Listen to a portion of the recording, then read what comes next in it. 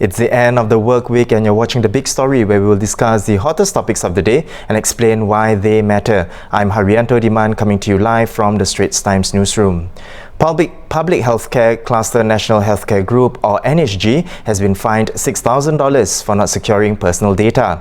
This comes a year after another healthcare cluster, Sing Health, was slapped with a $250,000 fine for failing to secure patient data.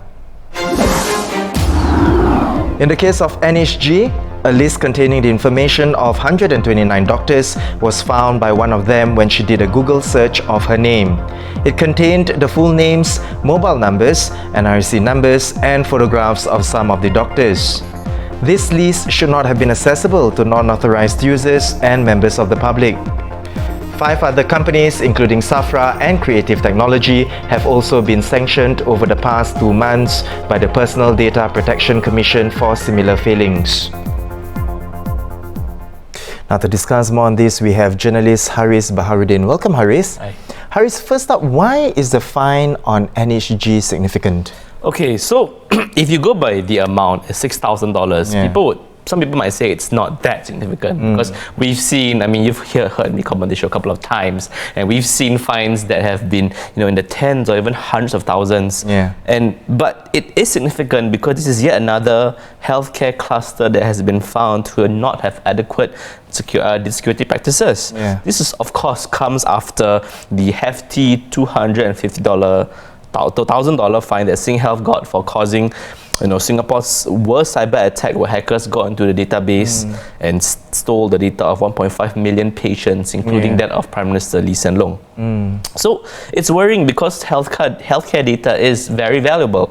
It's personal data that binds to you, and it's not like something you can change. And with it comes things like your full name, your blood group, these things that can identify you. And some people have even said that healthcare data might even be more sort of valuable than credit card data, which can be changed. So Hariz, having said all that, what have the healthcare clusters done then to prevent such failings? One case is definitely one too many, and now there are 2.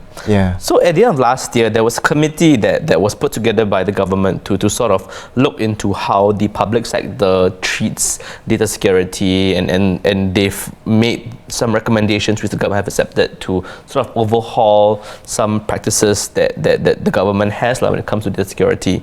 So one of these, so there's been a commitment for all public agencies to only collect and retain this individual data or people's data when only it's absolutely needed, and making sure that it's properly safeguarded and they have secure ways of storing. So things like making sure there's multi-factor authentication when you want to access it for privileged users, or adding random strings of data of information to the data to modify it, or to modify stored passwords so that bad actors, even if they steal them, then they can't read them. So there are some movements on this front now.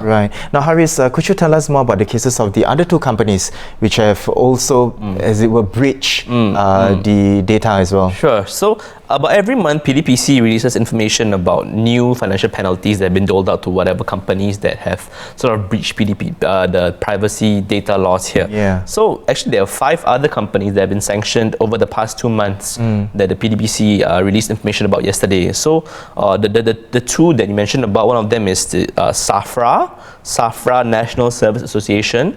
It was fined $10,000 for not protecting the personal data of members of its shooting club. So an employee had actually sent out 2 separate batches of emails attaching spreadsheets that contained the data of some people. And there was also a fine of $15,000 imposed on Creative Technologies for not having proper security arrangements in a forum that they managed. Well, thank you so much, Hariz, for coming to the show to share more on this. We certainly hope that there is no repeat of such cases anymore. To read more on this, you can check it out on our website, straitstimes.com.